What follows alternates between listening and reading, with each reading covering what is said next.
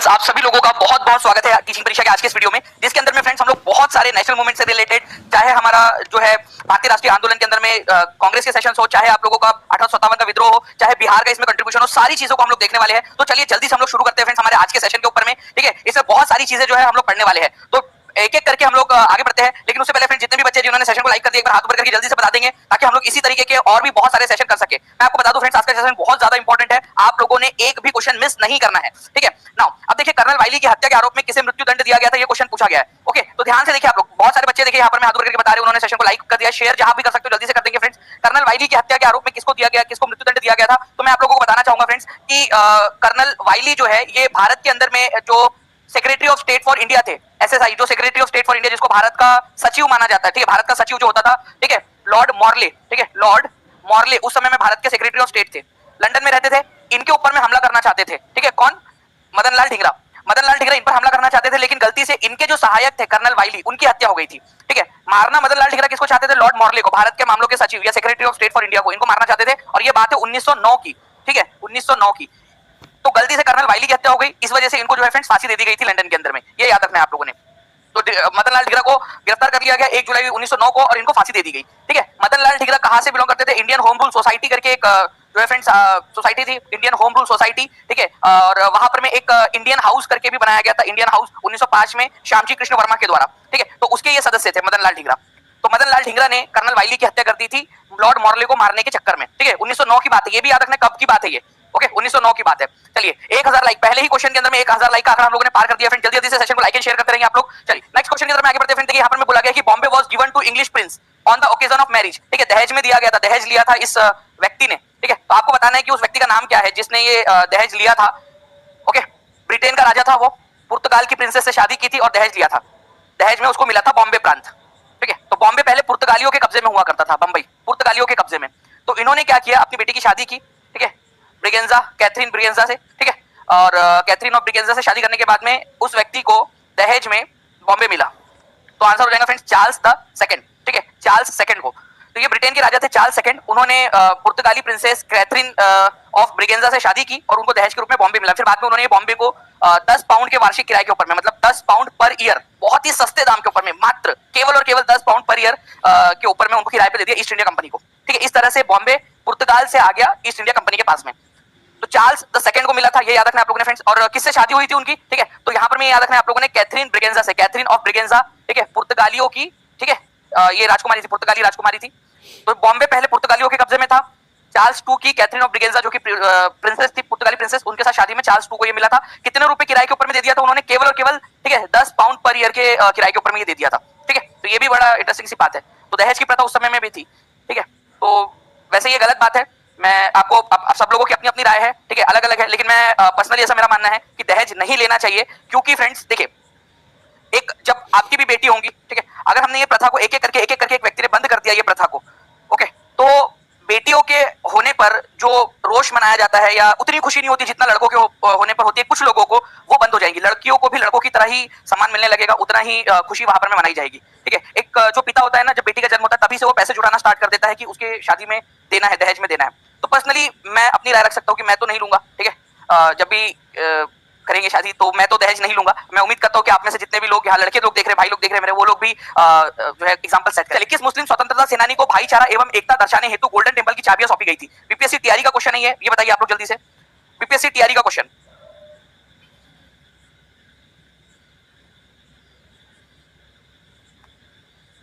देखिए फ्रेंड्स, यहाँ पर अगर मैं आप लोगों को बात करूं तो ये घटना घटी क्यों थी, ये क्या हुआ था, मैं आपको बताता हूँ। हुआ ये था कि आपको पता है कि दिल्ली में जामा मस्जिद है, तो दिल्ली की, देखो यहाँ ये शुरुआत कहां से हुई? दिल्ली की जामा मस्जिद से। अब आप लोग बोलेंगे कि सर ये जामा मस्जिद कहां से आ गई बीच में, तो मैं बताता हूं आपको, क्योंकि ये क्वेश्चन बन सकता है, ध्यान से समझना आप लोग। दिल्ली की जामा मस्जिद के ऊपर में, ठीक है, हर मस्जिद के अंदर में क्या होता है ना कि एक ऐसी जगह होती है जहां पर में जो मेन इमाम होते हैं, जो मौलवी होते हैं, वो अपने सरमन या प्रीच या जो उनका प्रवचन होता है वो वहां से बैठकर देते हैं। तो दिल्ली की जामा मस्जिद में स्वामी श्रद्धानंद जी को बुलाया गया। ठीक है, मैं लिख देता हूं यहाँ पर में, दिल्ली की जामा मस्जिद में स्वामी श्रद्धानंद, किसको बुलाया गया था दिल्ली की जामा मस्जिद में प्रवचन देने के लिए, एक हिंदू मुस्लिम एकता का प्रतीक दिखाने के लिए? स्वामी श्रद्धानंद, श्रद्धानंद जी को बुलाया गया था।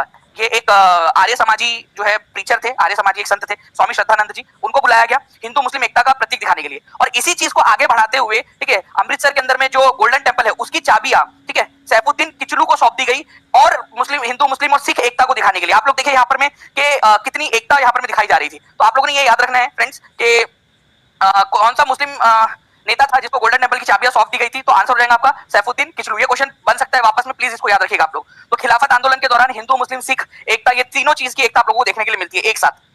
तो दिल्ली की जामा मस्जिद में स्वामी श्रद्धानंद जी को बुलाया गया था और उनको वहां बिठाया गया जहां पर में जामा मस्जिद का जो व्यासपीठ था, इमाम पीठ जिसको बोला जाता है, जहां पर में मुस्लिम नेता बैठकर जो मौलवी होते हैं वो प्रवचन देते हैं, वहीं पे स्वामी श्रद्धानंद जी को बिठाया गया था। ठीक है, तो हिंदू मुस्लिम एकता दिखाने की कोशिश यहाँ पर में की गई थी, उसी का एक्सटेंशन यहाँ पर में आपको देखने के लिए मिला। तो दोनों क्वेश्चन बन सकते हैं। समझ में आया क्या? अगर हाँ तो हाथ ऊपर करके बता दो, दोनों क्वेश्चन समझ में आ गए। ठीक है, इसके ऊपर में भी मैं क्वेश्चन बना के आप लोगों को दे दूंगा थोड़ी देर के अंदर में। चलिए आगे बढ़ते हैं हम लोग फ्रेंड्स। यहाँ पर में अब ये क्वेश्चन जो है मैं चाहता हूँ कि अब हम आज कुछ तूफानी करते हैं। कितने लोग रेडी है कुछ तूफानी करने के लिए? कुछ तूफानी करते हैं। अब ध्यान से समझिएगा मेरी बात को। यहाँ पर मैंने ऑप्शंस आप लोगों को दिए ही नहीं, मेरे साथ में आप लोग लगाना अगर चाहते हो, अगर आगे बढ़ना चाहते हो तो मैं इस तरीके के आप लोगों के लिए एफर्ट करूंगा। ठीक है, अभी आप लोगों के लिए एक बहुत बड़ा अपडेट आने वाला है फ्रेंड्स, ये याद रखिएगा आप लोग, जिसके अंदर में हम इससे भी ज्यादा ताकतवर तरीके से 10x 10 गुना तेजी के साथ में जो है अब आप लोगों की प्रिपरेशन होगी। ठीक है, तो देखिए फ्रेंड्स, सत्यार्थ प्रकाश किसने लिखी थी? आपको एक ही जोड़ी किसके साथ लगेंगी ये बताना है मुझे कमेंट करके। एक ही जोड़ी जो है फ्रेंड्स किसके साथ में लगने वाली है? स्वामी दयानंद सरस्वती। इन्होंने 1775 के अंदर में आर्य समाज की भी स्थापना की थी। तो सत्यार्थ प्रकाश स्वामी दयानंद सरस्वती जी की पुस्तक है। तो लिखते जाएंगे आप लोग, एक ही जोड़ी जो है फ्रेंड्स लगने वाली है दो के साथ में। मैं ऑप्शन दे ही नहीं रहा आप लोगों को, पूरा का पूरा बड़ा क्वेश्चन बना दिया है। ठीक है, एसएनडीटी महिला विश्वविद्यालय। देखिए फ्रेंड्स, ये महिलाओं का पहला विश्वविद्यालय था भारत के अंदर में, पहला महिला विश्वविद्यालय 1916 में दोंडो केशव कर्वे। ठीक है, तो दोंडो केशव कर्वे, डी के कर्वे जो थे उन्होंने खोला था 1916 में। कब खोला था? 1916 के अंदर में। पहला वुमेन्स कॉलेज भारत के, पहला वुमेन जो है यूनिवर्सिटी भारत के अंदर में। तो बी की जोड़ी जो है फ्रेंड्स 1 के साथ में लगने वाली है। बी की जोड़ी 1 के साथ लिखते जाएंगे आप लोग। SNDT women's university Dhondo Keshav Karve ने खोली थी। ये याद रखना आप लोगों ने, एग्जाम के अंदर में बहुत ज्यादा इंपॉर्टेंट क्वेश्चन है ये। ठीक है, बनारस में सेंट्रल हिंदू कॉलेज की स्थापना किसने की थी? तो बनारस में 1898 के अंदर में सेंट्रल हिंदू कॉलेज, जो बाद में जाकर बनारस हिंदू यूनिवर्सिटी के रूप में स्थापित हुआ। ठीक है, तो central Hindu college eight Banaras ये खोला था एनी बेसेंट ने। एनी बेसेंट ने कब खोला था? 1898 के अंदर में, और बाद में जाकर यही बनारस हिंदू यूनिवर्सिटी में कन्वर्ट हुआ मदन मोहन मालवीय और बाकी लोगों के प्रयासों से। ठीक है, तो सी की जोड़ी लगने वाली है 5 के साथ में। आप लोग लगाते जाएंगे, एक एक बच्चा, हर एक बच्चे का आंसर कमेंट के अंदर में आना चाहिए। देखो ये छोटे छोटे से एफर्ट्स है जो आप लोगों को आगे बढ़ाएंगे। मैंने एक एफर्ट लिया है, एक बड़ा सा क्वेश्चन आपके लिए क्रिएट किया ताकि आप लोग आगे बढ़े। क्या आप खुद आगे बढ़ना चाहते हो? ये आपके कमेंट्स बता देंगे मुझे। ठीक है, केंद्र में एक प्रभावी विधायी शाखा का निर्माण, created an effective legislative wing at centre. ठीक है, उसके बाद में वॉरेन हेस्टिंग प्रथम गवर्नर जनरल बने। तो वॉरेन हेस्टिंग जो है फ्रेंड्स प्रथम गवर्नर जनरल कब बने थे? ध्यान से समझिए, ये बताता हूं, उसके बाद में इसको समझाता हूं मैं आपको। Warren Hasting governor general of Bengal का जो पद है, आपको बहुत बार मैंने याद करवाया है। अगर आप लोग थोड़ा सा भी ध्यान दोगे फ्रेंड्स तो आप लोगों को याद आएगा कि गवर्नर जनरल ऑफ बंगाल का जो पद है वो रेगुलेटिंग एक्ट के तहत बनाया गया था। रेगुलेटिंग एक्ट, और ये रेगुलेटिंग एक्ट कब आया था? 1773 के जरिए। ठीक है, रेगुलेटिंग एक्ट, पहला रेगुलेटिंग एक्ट 1773 में आया था। इसके तहत इनको बनाया गया, ये याद रखना आप लोगों ने, 1773 का रेगुलेटिंग एक्ट, जिसके तहत गवर्नर जनरल ऑफ बंगाल का पद बनाया गया। और पहले गवर्नर जनरल ऑफ बंगाल बने थे वॉरेन हेस्टिंग्स। ठीक है, Warren Hastings governor general of Bengal, important question है। ठीक है, उसके बाद में जो है फ्रेंड्स यहाँ पर मैं इस चीज की बात करता हूं मैं आप लोगों से। ठीक है, तो देखिए फ्रेंड्स 1853 का जो कानून था आप लोगों का, 1853 का जो चार्टर अधिनियम था, उसने क्या किया? 1853 के कानून ने जो है फ्रेंड्स क्या किया, यहाँ पर मैं भारत के अंदर में कार्यपालिका और विधायिका को अलग कर दिया था। ठीक है, उसने बोला कि जो क्योंकि 1833 में गवर्नर जनरल ऑफ इंडिया की पोस्ट बन चुकी थी, जैसे 1773 में गवर्नर जनरल ऑफ बंगाल की पोस्ट बनी, वॉरेन हेस्टिंग्स पहले गवर्नर जनरल ऑफ बंगाल बने। 1833 में गवर्नर जनरल ऑफ इंडिया बना दिया गया उस पोस्ट का नाम। 1853 में, मतलब उसके करीब 20 साल बाद, जो गवर्नर जनरल ऑफ इंडिया था, ठीक है, उसके 2 काम बांट दिए गए। एक काम उसका रहेगा कानून को लागू करना और एक काम रहेगा कानून बनाना। तो 2 अलग अलग काम कर दिए गए। विधायिका अलग हो गई, लेजिस्लेचर अलग काम करने वाली, और कार्यपालिका एग्जीक्यूटिव जो कानून को लागू करेंगी। आज भी हमारे देश में ऐसा ही होता है, आपको पता है, एक हमारी संसद है जो कानून बनाती है और एक हमारी एग्जीक्यूटिव है कार्यपालिका जो कानून को लागू करती है। जैसे जो हमारी सरकार है, मंत्री वगैरह है, वो सब क्या है? वो एग्जीक्यूटिव कार्यपालिका का पार्ट है। और जो हमारी पूरी की पूरी संसद है, ठीक है, वो क्या करती है? कानून बनाने का काम करती है। तो ये प्रथा कहां से स्टार्ट हुई थी? हमारे भारत में 1853 से स्टार्ट हुई थी। ठीक है, तो केंद्र में एक प्रभावी विधायी शाखा का निर्माण, मतलब विधायी शाखा मतलब जो कानून बनाएगी, लेजिस्लेटिव विंग, ये स्टार्ट हुआ था 1853 के कानून से, 1853 का चार्टर अधिनियम।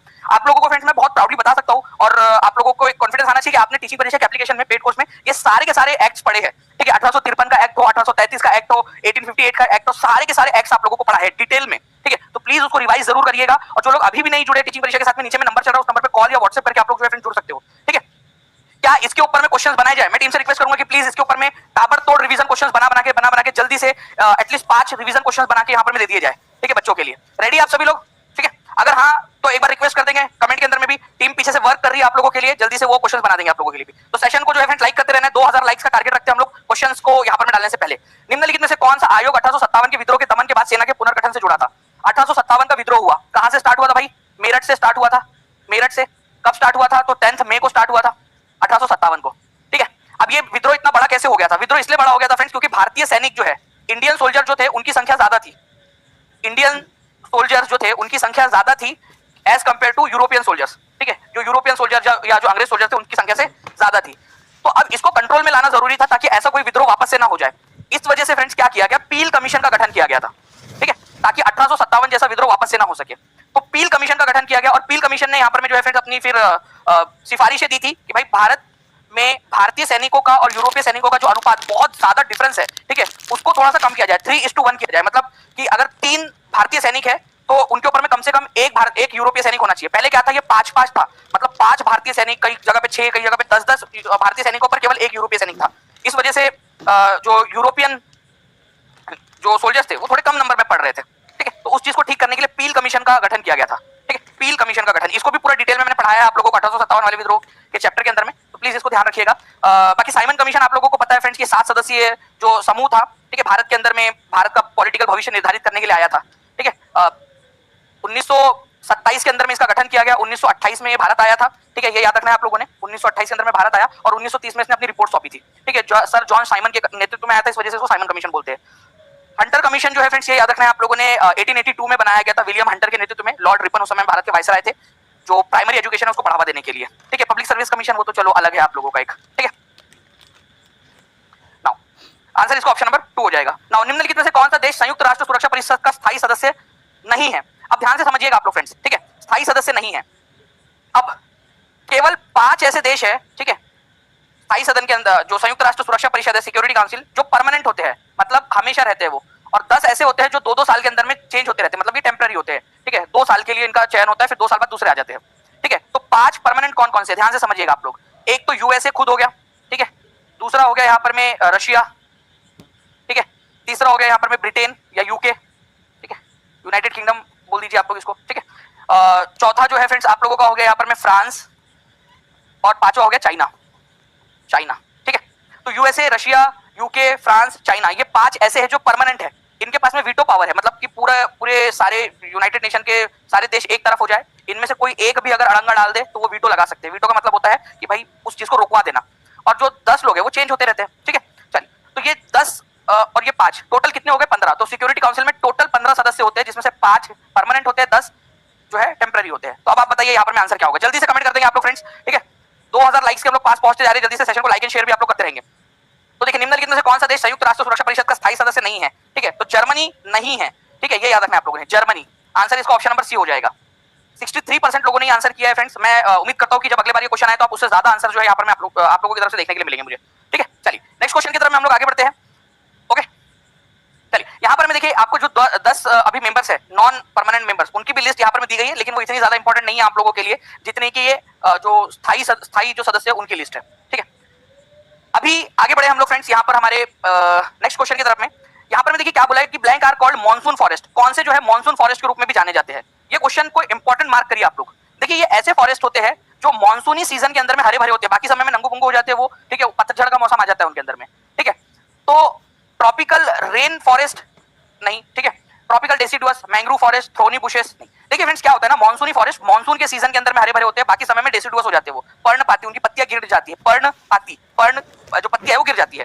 तो उष्ण कटिबंधीय क्षेत्र, ट्रॉपिकल क्षेत्र, ऐसा ट्रॉपिकल क्षेत्र जहां पर में जो है गर्मी के मौसम में पत्ते झड़ जाते हैं और मानसून के सीजन में फिर से जो है वो हरा भरा हो जाता है, ठीक है। तो ऐसे फॉरेस्ट को मानसूनी फॉरेस्ट बोला जाता है, ठीक है। रेन वर्षावन, जो उष्णकटिबंधीय वर्षावन है, रेन फॉरेस्ट है आपके, ठीक है, वो एक तरीके के एवरग्रीन फॉरेस्ट होते हैं जो हमेशा हरे भरे रहते हैं। मानसूनी फॉरेस्ट मतलब केवल मानसून के सीजन में हरे भरे जो होते हैं उनकी बात हो रही है, ठीक है। तो मैं आप लोगों को मैप के जरिए दिखाना चाहूंगा फ्रेंड्स। यहाँ पर मैं आप देखिए, ये है हमारी इक्वेटर। क्या इक्वेटर भारत को टच करती है, हाँ या ना, जल्दी बताएंगे आप लोग, ठीक है। उसके बाद में आप लोग यहाँ पर देखिए फ्रेंड्स, ये है ट्रॉपिक ऑफ कैंसर, ठीक है, और ये है मकर रेखा, ट्रॉपिक ऑफ कैप्रिकॉन। इनके बीच वाला जो एरिया है, ठीक है, इनके बीच वाला जो एरिया, इसको बोला जाता है ट्रॉपिकल एरिया, उष्णकटिबंधीय क्षेत्र, ठीक है। तो इन उष्णकटिबंधीय क्षेत्र के अंदर में ऐसे फॉरेस्ट जो मानसून के सीजन में हरे भरे होते हैं और बाकी समय में उनकी पत्तियां गिर जाती है, ठीक है, उनको उष्णकटिबंधीय पर्णपाती या फिर ट्रॉपिकल डेसिडुअस फॉरेस्ट बोला जाता है।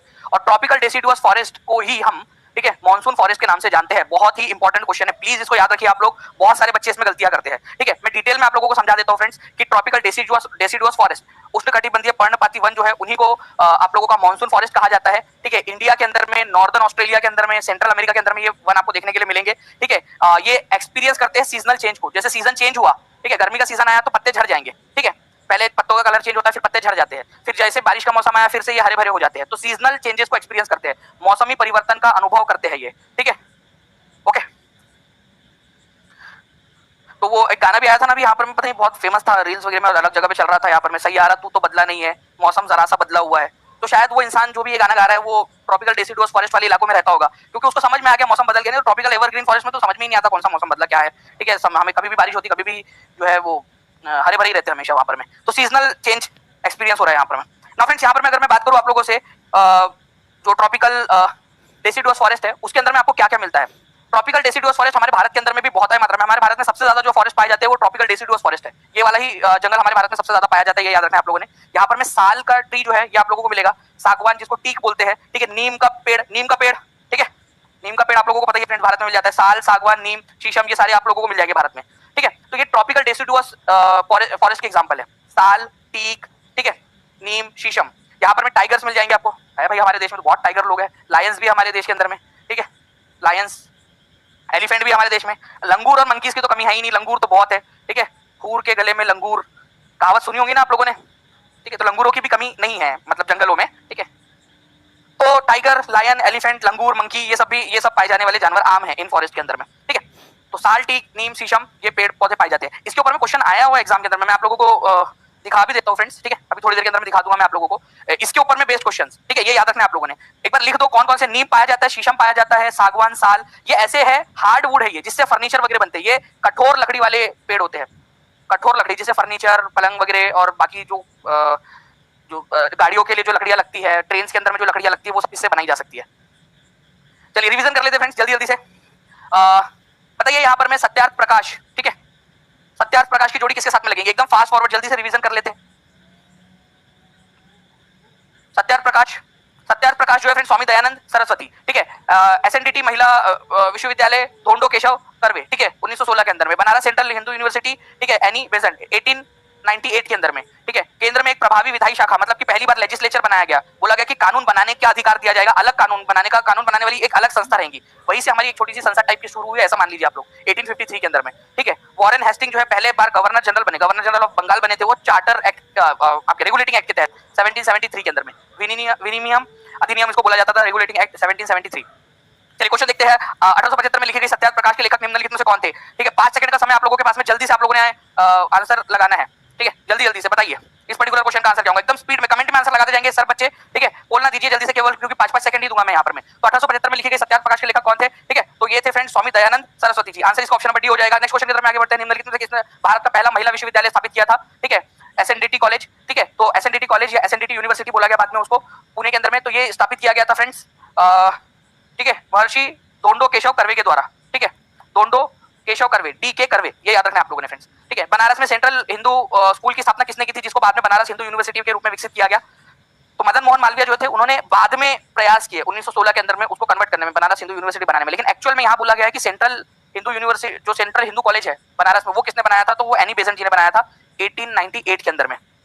ठीक है, ब्रिटिश काल में भारत में संसदीय प्रणाली किस अधिनियम द्वारा शुरू हुई। ठीक है, ऐसा माना जाता है कि यहाँ से संसदीय प्रणाली शुरू हुई। ठीक है, संसदीय प्रणाली मतलब क्या था, एक छोटा सा जो है 6 लोगों का ग्रुप था। ठीक है, जो लोग कानून बनाते थे। तो चार्टर एक्ट, ठीक है, 1853 के तहत ये स्टार्ट हुआ, फिर धीरे धीरे जो है वो विकसित हुआ। ओके, तो चार्टर एक्ट 1853 के तहत पहली बार संसदीय प्रणाली आप बोल सकते हो कि शुरुआत हुई, या फिर लेजिस्लेचर, विधायी का कानून बनाने का काम जो है अलग कर दिया गया वायसराय के मेन काम से। वायसराय विधायिका वाले काम में भी रहेगा, लेकिन उसके मेन काम से उसको अलग कर दिया गया, अलग ग्रुप बनाया गया जो कानून बनाएगा। ठीक है, चार्टर एक्ट। रेगुलेटिंग एक्ट 1773 के प्रावधानों के अनुसार ब्लैंक को फोर्ट विलियम प्रेसिडेंसी का गवर्नर जनरल नियुक्त किया गया। अब देखिए फोर्ट विलियम, ठीक है, Fort William presidency, fort William कहां पर में है भाई, ये अपने आप में क्वेश्चन पूछा जाता है, कलकत्ता में था। ठीक है, फोर्ट विलियम। तो Fort William presidency, Bengal presidency जो थी उसका गवर्नर जनरल नियुक्त किया गया, governor general of Bengal. Okay, तो वॉरेन हेस्टिंग्स को नियुक्त किया गया था। ये अलग अलग प्रकार से जो क्वेश्चन बन सकते हैं वो आपको बता रहा हूं। आगे बढ़ते हैं हम लोग फ्रेंड्स। यहाँ पर मैं आपको बताना है भारत में साइमन कमीशन का बहिष्कार किया गया था, क्यों किया साइमन कमीशन का बहिष्कार किया गया, क्यों। ठीक है, तो देखिए साइमन कमीशन जो है फ्रेंड्स, इसके बारे में बात कर लेते हैं हम लोग। साइमन कमीशन का गठन जो है फ्रेंड्स नवंबर 1927 के अंदर में किया गया था। ठीक है, टू बी स्पेसिफिक 8 नवंबर 1927 को घोषणा हुई थी इसकी। ठीक है, और ये भारत के अंदर में कब आया, भारत के अंदर में ये आया था फरवरी 1928 के अंदर में भारत में आया। साइमन कमीशन का गठन किया गया था भारत का पॉलिटिकल भविष्य निर्धारित करने के लिए। गवर्नमेंट ऑफ इंडिया एक्ट 1919 में ये बात की गई थी कि 10 साल बाद एक कमीशन बनाएंगे जो जांच करेगा कि आगे और क्या करना है हमने, बट इन्होंने पहले ही बना दिया क्योंकि ब्रिटेन में चुनाव होने वाले थे। ठीक है, चुनाव होने वाले रहते तो यार बहुत सारी चीजें होती है, हमारे देश के अंदर में भी होती है, उधर में भी होती थी, चुनाव के पहले कुछ ना कुछ करो। ठीक है, तो साइमन कमीशन का बहिष्कार किया गया क्योंकि इसके अंदर में सारे के सारे जो है लोग व्हाइट ब्रिटिश थे। ठीक है, ऑल व्हाइट ब्रिटिश कमीशन था, ये सारे लोग गोरे थे। अब हम ऐसा नहीं है कि हम लोग काले हैं तो हम लोगों को इनसे जलन हो रही थी, सारे के सारे लोग गोरे हैं। हमारे यहाँ तो फेयर एंड लवली आया ही नहीं, फेयर एंड लवली और क्या फेयर एंड हैंडसम आया ही नहीं, ये लोग ऑटोमेटिकली गोरे हो गए। इसके इनके गोरे होने से हमको कोई प्रॉब्लम नहीं थी, नहीं तो आप लोग सोचेंगे कि सर ये लोग गोरे थे तो मतलब क्या हो गया, हमें इतना दिक्कत क्या। भाई ब्रिटिशर्स थे, इंडियन नहीं थे, मेन ये चीज थी। ठीक है, तो कई जगह पे वो व्हाइट लिखा हुआ होता है ना तो लोग कंफ्यूज हो जाते हैं कि सर ये व्हाइट लोग थे तो इसमें क्या दिक्कत है। अरे ब्रिटिशर्स थे, इंडियन नहीं थे वो। ठीक है, ओके, ये याद रखना आप लोगों ने, ब्रिटिशर्स थे, हमारे भारतीय लोग नहीं थे उसके अंदर में, इस वजह से इसका विरोध किया गया। उस समय में भारत के वायसराय कौन थे? ठीक है, तो भारत के वायसराय अगर पूछ लिया जाए कि कौन थे उस समय काल के अंदर में, तो लॉर्ड इरविन थे। ऐसा माना जाता है कि ये इरविन का बच्चा ही था जिसने जो है ये कोशिश की कि कोई भी भारतीय उसके अंदर में शामिल ना हो, ऐसा आरोप लगाया जाता है लॉर्ड इरविन के ऊपर में। ओके नाउ फ्रेंड्स, अब इस क्वेश्चन का आंसर जिसने लगा डाला उसकी लाइफ झींगा लाला। बताइए जल्दी से इसका आंसर क्या होगा?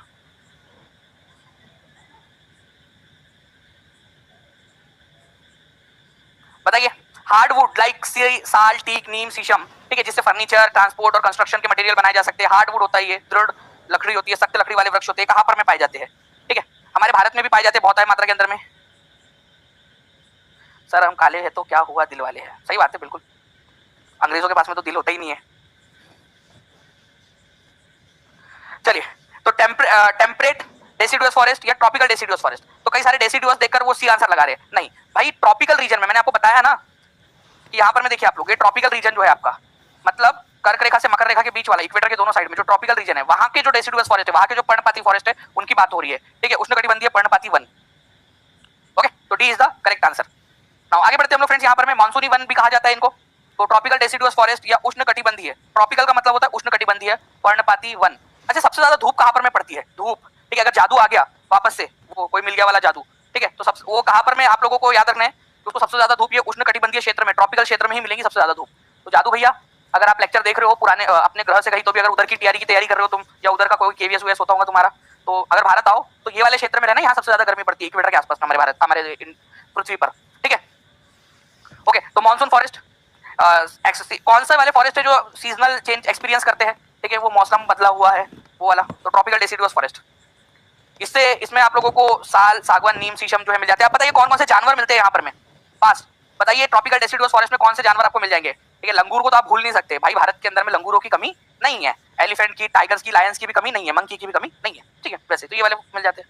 आगे बढ़ते हैं हम लोग फ्रेंड्स, केंद्रीय विधानसभा में हानि रहित बम किसने फेंके थे?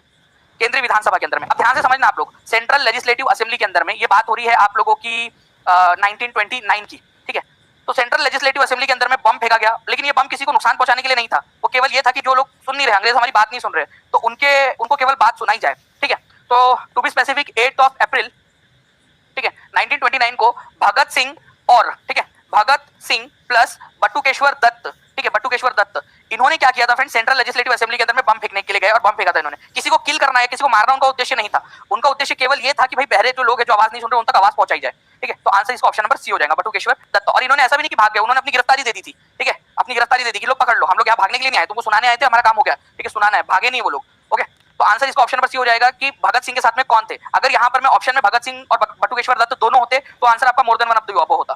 ठीक है, ये भी याद रखना आपने। 2500 लाइक्स के पास हम लोग पहुंच गए फ्रेंड, जल्दी जल्दी से सेशन को लाइक एंड शेयर करते रहेंगे, और जितने भी बच्चे जिन्होंने सेशन को लाइक कर दिया ऑलरेडी वो हाथ ऊपर करके बता देंगे जल्दी से। ठीक है, नाउ आप देखिए फ्रेंड, बिहार में वहाबियों की गतिविधियों का मुख्य केंद्र कौन था? वहाबी आंदोलन जो चला था उसका मुख्य केंद्र कौन सा था?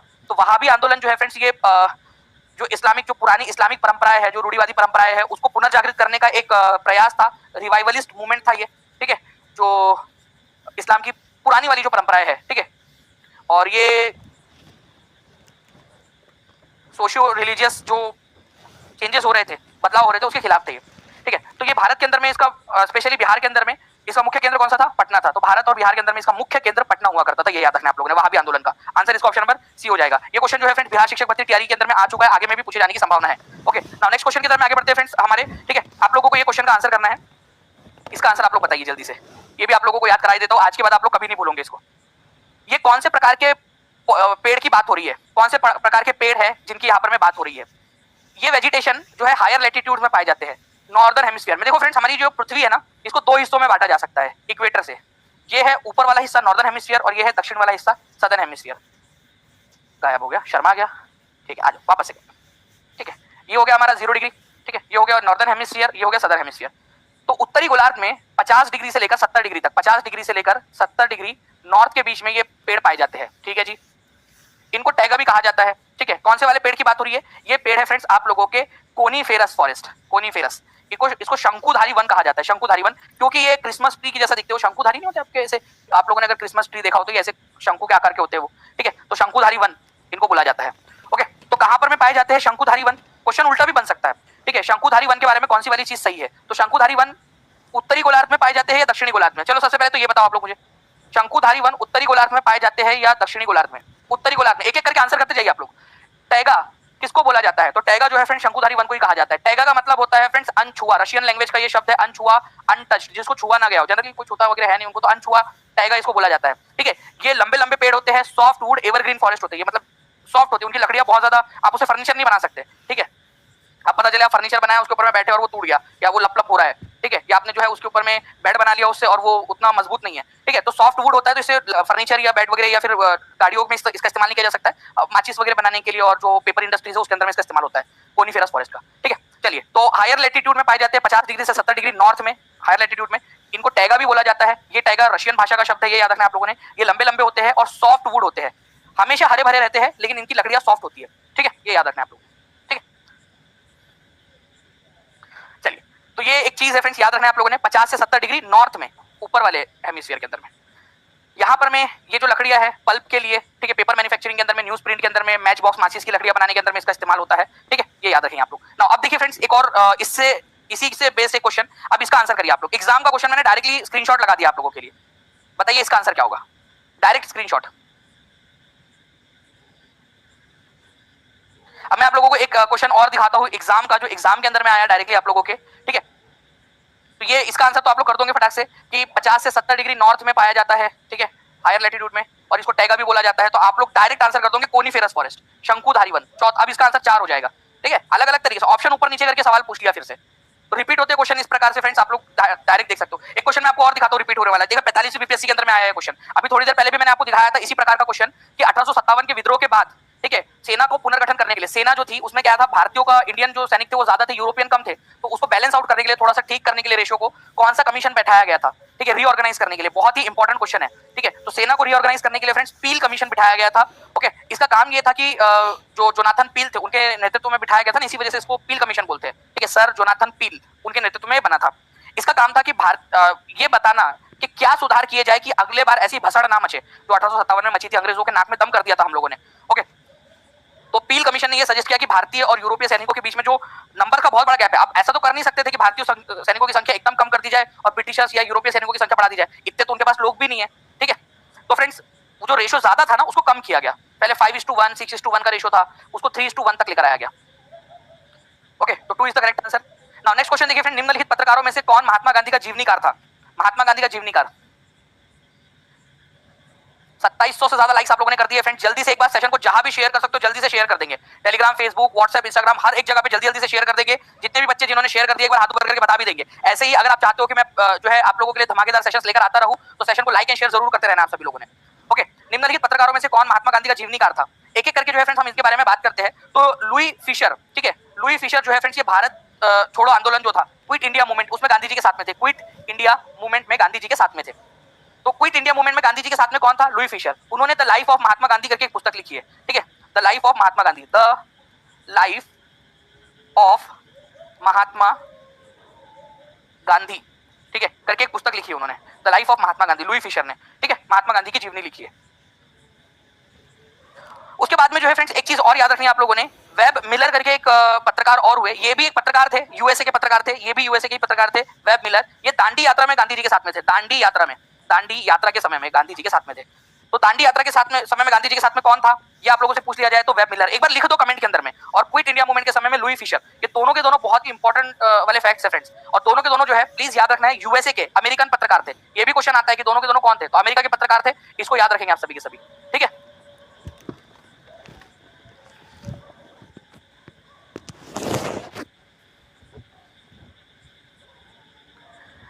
नेक्स्ट क्वेश्चन की तरफ में हम लोग आगे बढ़ते हैं फ्रेंड्स। देखिए 1917 में कलकत्ता में पहली बार कोई भारतीय व्यक्ति था जिसने जूट मिल लगाई थी कलकत्ता में। ठीक है, आपको बताना है कि 1917 में, ठीक है, कलकत्ता के अंदर में पहली बार कोई इंडियन था जिसने जूट मिल या फिर पटसन की जो मिल है वो लगाई थी। आपको पता है आज भी जूट का सबसे ज्यादा उत्पादन जो है वो बंगाल के अंदर में ही होता है, पश्चिम बंगाल और उस इलाके के अंदर में। तो बताइए जल्दी से। तो सेठ हुकुमचंद थे फ्रेंड्स 1917 में, इन्होंने पहली भारतीय मिल लगाई थी। इससे पहले जितनी भी जूट की मिल लगी थी वो क्या थी, वो विदेशी थी, मतलब यूरोपियन लोगों के द्वारा लगाई गई थी। लेकिन पहली बार ऐसा हुआ कि कोई भारतीय व्यक्ति जो था, ठीक है, उसने ये मिल भारत के अंदर में लगाई।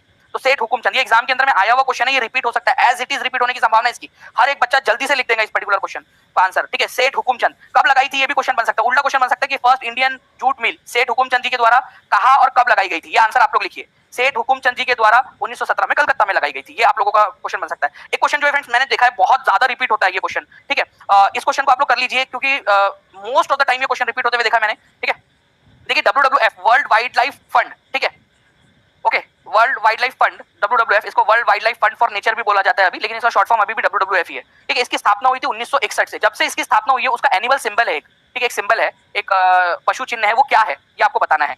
ठीक है, WWF का हेडक्वार्टर कहां पर में, ये भी यार क्वेश्चन बन सकता है। ठीक है, WWF का हेडक्वार्टर, WWF की स्थापना 1961 में हुई थी। इसका हेडक्वार्टर कहां पर में फ्रेंड्स, ये याद रखिएगा आप लोग, ग्लैंड नाम की जगह है स्विट्जरलैंड के अंदर में, ग्लैंड।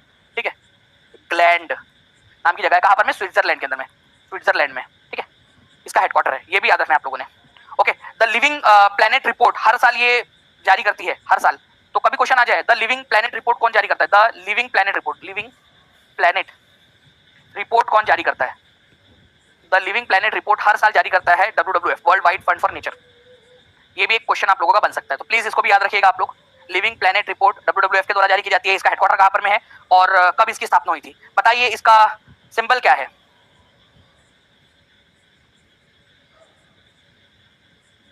ठीक है, तो जायंट पांडा, ठीक है, जायंट पांडा, विशालकाय पांडा जो है फ्रेंड्स इसका सिंबल है। ये यहाँ पर मैं आपको दिखा भी देता हूँ, मैं ये इस तरीके से दिखता है वो जायंट पांडा।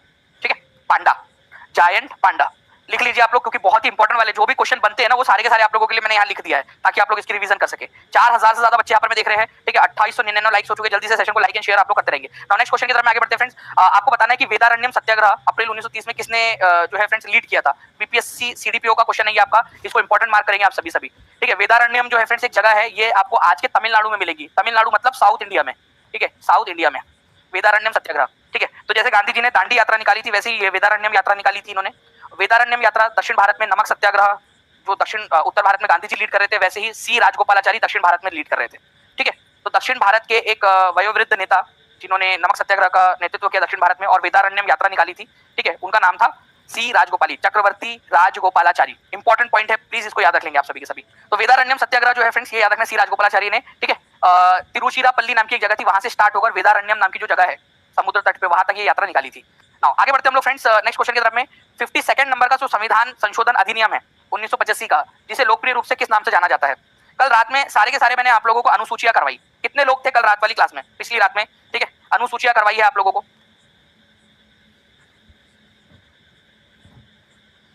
जल्दी बताइए।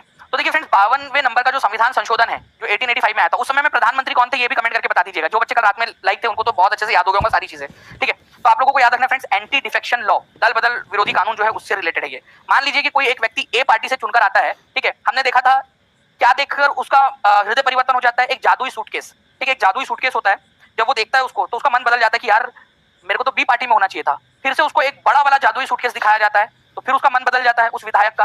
ठीक है, वो तीसरी पार्टी में विधायक या जो भी सांसद है उसका, फिर उसको उसकी खुद की पार्टी एक और बड़ा सा जादुई सूटकेस दिखा देती है। अब आपको पता होगा उस जादुई सूटकेस में क्या होता होगा। ठीक है, फिर वो इधर उधर, तो ये आयाराम गयाराम वाली घटना चलती रहती थी। इसको रोकने के लिए एंटी डिफेक्शन लॉ लाया गया कि आप जिस पार्टी से चुनकर आए हो, अगर आप उस पार्टी से इस्तीफा देते हो तो आपकी सदस्यता भी खत्म हो जाएगी। ठीक है, ये इसका मतलब है। ओके, तो C is the correct answer, anti defection law. 10th schedule 10वें नंबर की अनुसूची इसके अंदर में जोड़ी गई थी, ये बहुत इंपॉर्टेंट है। 10वें नंबर की अनुसूची किस चीज से रिलेटेड है, दल बदल कानून, दल विरोधी कानून, एंटी डिफेक्शन लॉ से रिलेटेड है 10वीं नंबर की अनुसूची।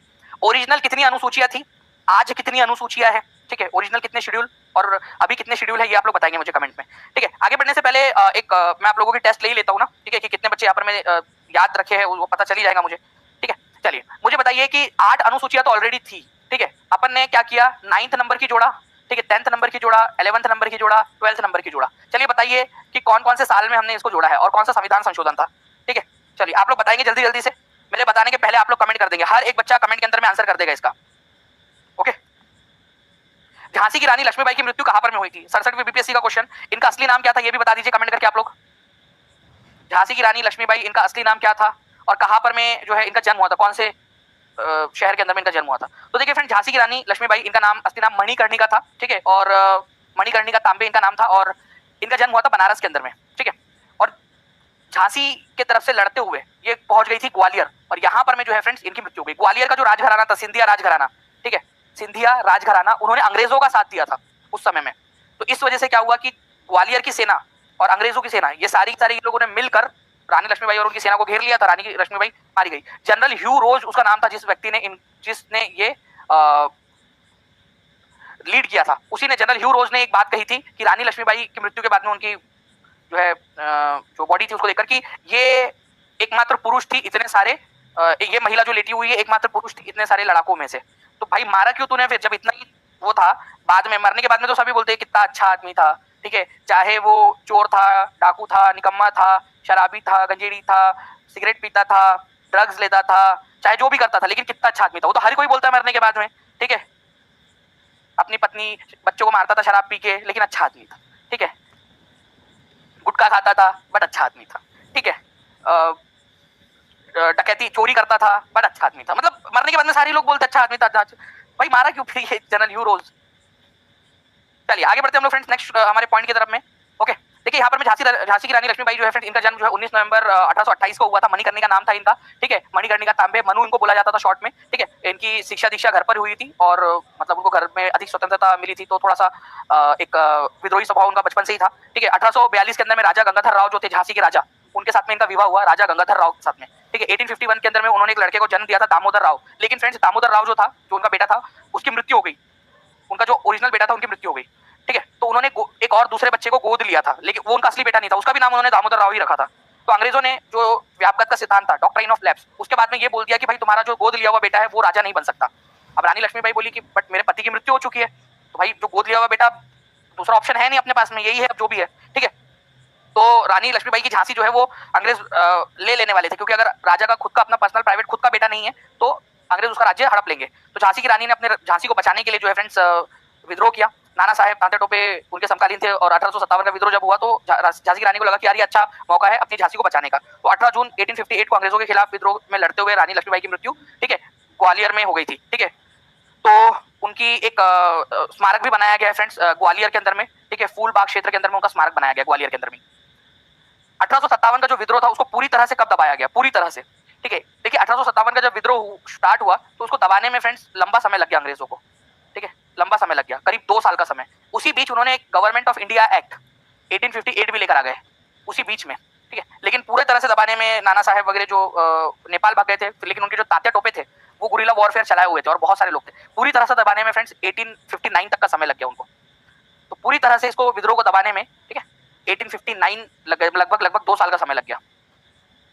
ओके, तो ये याद रखना आप लोगों ने फ्रेंड्स। एनसीईआरटी के अंदर में ये लाइन दी हुई है, द रिवोल्ट, ठीक है, was suppressed by the British in 1859। ये एनसीईआरटी की लाइन है, और उसी बीच में उन्होंने गवर्नमेंट ऑफ इंडिया 1858 भी लेकर आए थे। चलिए, कितने बच्चे जिन्होंने सेशन को लाइक कर दिया है? जहां भी शेयर कर सकते हो फ्रेंड जल्दी से शेयर कर देंगे अपने लाइब्रेरी के ग्रुप में, ठीक है। आप लोगों के जितने भी टेलीग्राम ग्रुप है, व्हाट्सएप ग्रुप है, अपने स्टेटस पे लगा दीजिए हर एक जगह पे, ठीक है, क्योंकि बहुत ही इंपॉर्टेंट वाला अपडेट आप लोगों को आने वाला है, बहुत ही इंपॉर्टेंट सरप्राइज गिफ्ट आप लोगों के लिए। कमेंट करके ये भी बताना कि क्या हो सकता है, थोड़ा सा गैस करिए आप लोग, ठीक है। नाउ आप देखिए साइमन कमीशन के गठन की घोषणा कब हुई थी? अभी थोड़ी देर पहले मैंने आपको बताया ना कि साइमन कमीशन के गठन की घोषणा कब हुई थी। इंपॉर्टेंट मार्क करो इस क्वेश्चन को, क्योंकि ये कंफ्यूज करने वाला क्वेश्चन है। साइमन कमीशन का गठन की घोषणा कब हुई थी? एक बार देख लेते हैं यहाँ पर मैं बच्चे क्या आंसर लगा रहे हैं। ओके, कमेंट के अंदर में आंसर करते रहेंगे आप सब लोग। तो देखिए फ्रेंड्स, यहाँ पर अगर हम लोग बात करेंगे साइमन कमीशन के गठन की स्थापना 1927 में हुई थी, ये बता देता हूँ आपको, नवंबर 1927 में, ठीक है। तो नवंबर 1928 इसको एलिमिनेट कर दो, नवंबर 1929 ये भी एलिमिनेट कर दो, ठीक है, दिसंबर 1927 ये भी एलिमिनेट कर दो, ठीक है। तो 8 नवंबर को हुई थी, 8 नवंबर 1927। कहा दिया है ऑप्शन में, आप लोग देख लो और आंसर लगा दो जल्दी से। अब आप देखो, आंसर लगाओ जल्दी से, आप लोग देखकर आंसर कमेंट के अंदर में लगाएंगे, ठीक है। आप लोगों को लगाना है आंसर, क्या है आंसर, कमेंट के अंदर में लिखते जाइए आप लोग। 8 नवंबर 1927 अब कहीं दिया नहीं है, इसी वजह से नन ऑफ द अबव इसका आंसर हो जाएगा आप लोगों का। ओके, तो इस प्रकार से भी ये क्वेश्चन बनते हैं, तो प्लीज इसको भी याद रखिएगा आप सभी के सभी लोग।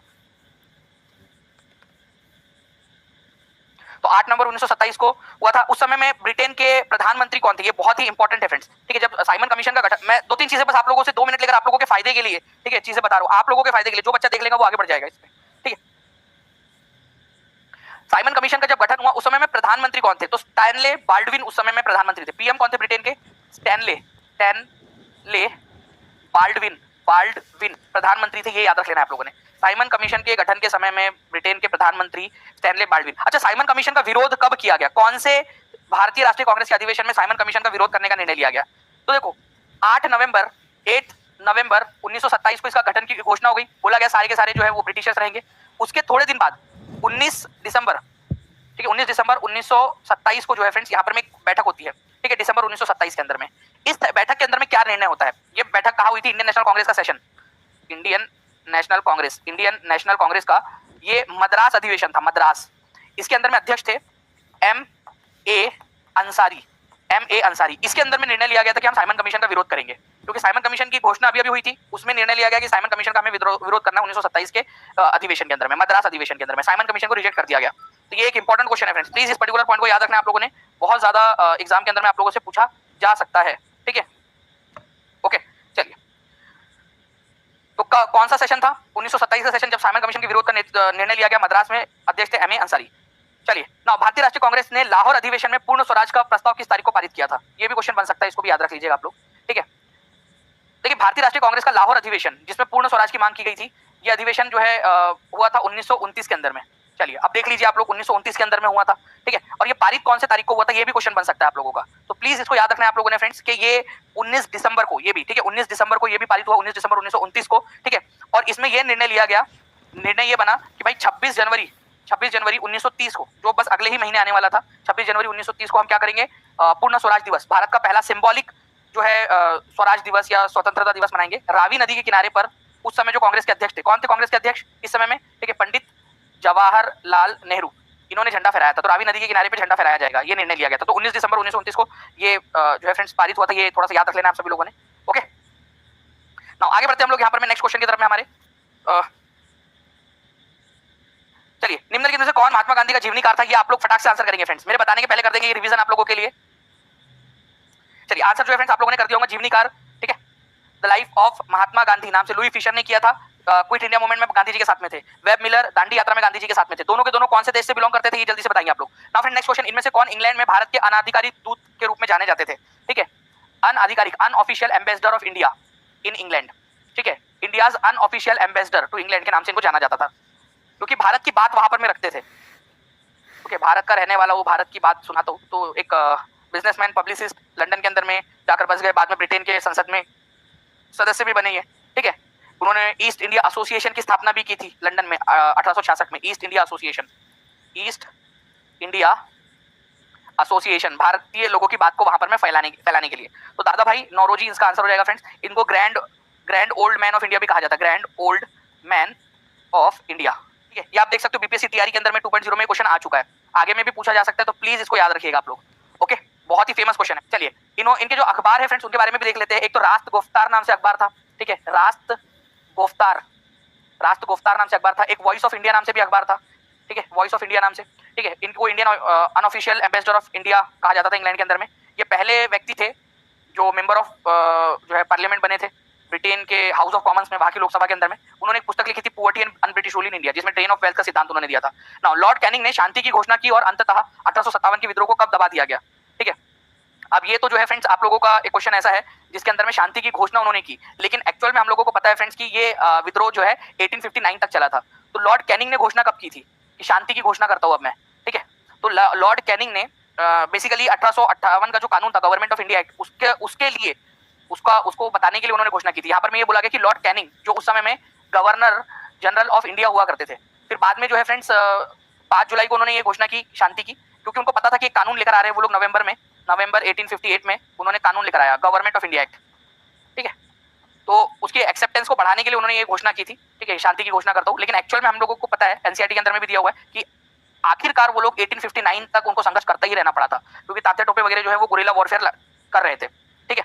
तो एक्चुअल में कैनिंग ने कब घोषणा की थी और असली में युद्ध कब तक चला, वो दोनों तारीखों में डिफरेंस है, ठीक है। तो कैनिंग ने घोषणा की थी 5 जुलाई 1858 को, और नवंबर 1858 के अंदर में फ्रेंड्स 1 नवंबर 1858 को इलाहाबाद के अंदर में लॉर्ड कैनिंग ने जो रानी विक्टोरिया है उनका, महारानी विक्टोरिया का लेटर पढ़ा था, और उसमें उन्होंने बोला था कि रानी विक्टोरिया अब भारत की जो है सर्वे सर्वा है, अब रानी का राज चलेगा भारत में, ईस्ट इंडिया कंपनी का शासन खत्म, और जो गवर्नर जनरल ऑफ इंडिया है अब उसको वाइसराय बोला जाएगा। और लॉर्ड कैनिंग जो गवर्नर जनरल थे 1857 के विद्रोह के समय में, वही पहले वाइसराय भी बन गए, ठीक है।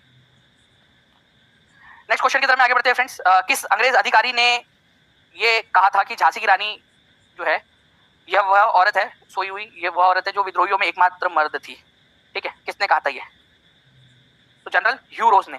झांसी की रानी लक्ष्मीबाई जो है उनकी मृत्यु कहां पर में हुई थी, एक बार कमेंट करके आप लोग बता देंगे मुझे जल्दी से, ठीक है। तो जनरल ह्यू रोज जो थे फ्रेंड्स, याद रखना आप लोगों ने, उन्होंने रानी लक्ष्मीबाई को हरा दिया था, और जो है उन्होंने कहा था कि हियर ले the women who was the only man among the rebels, ठीक है। ये बिपिन चंद्रा की पुस्तक के अंदर में ये दिया हुआ है आपका।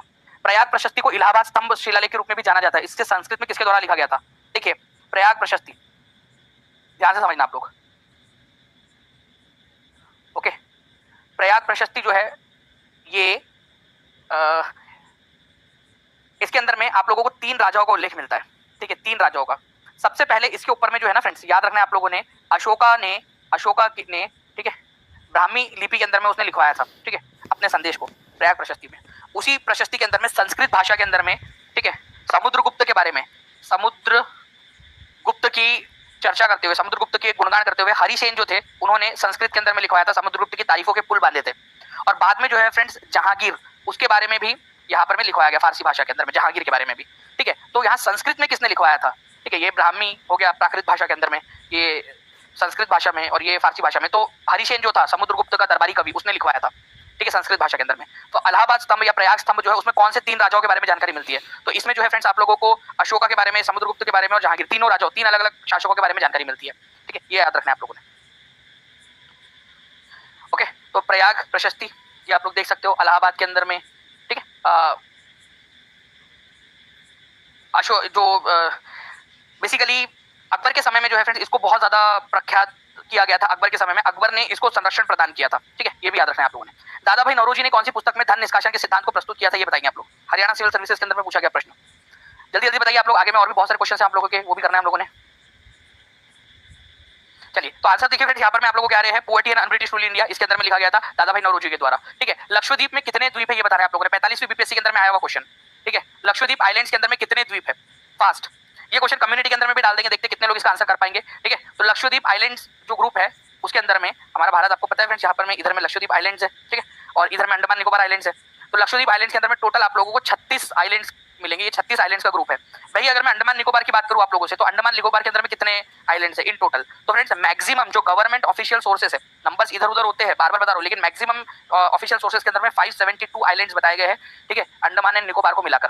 तो ये भी आप लोगों ने याद रखना है, अंडमान एंड निकोबार मिलाकर। अच्छा एक चीज आपको बताना चाहता हूँ फ्रेंड्स कि लक्षद्वीप जो है ना ये सबसे स्मॉलेस्ट यूनियन टेरिटरी है, स्मॉलेस्ट यूटी, ठीक है, और Andaman Nicobar second largest UT है, सेकंड लार्जेस्ट यूटी, ठीक है, आप लोगों का, ठीक है। नाउ आगे बढ़ते हैं हम लोग फ्रेंड्स नेक्स्ट क्वेश्चन के साथ में। हमारे भारत की अंतरिम सरकार का गठन किस वर्ष किया गया था? अंतरिम सरकार,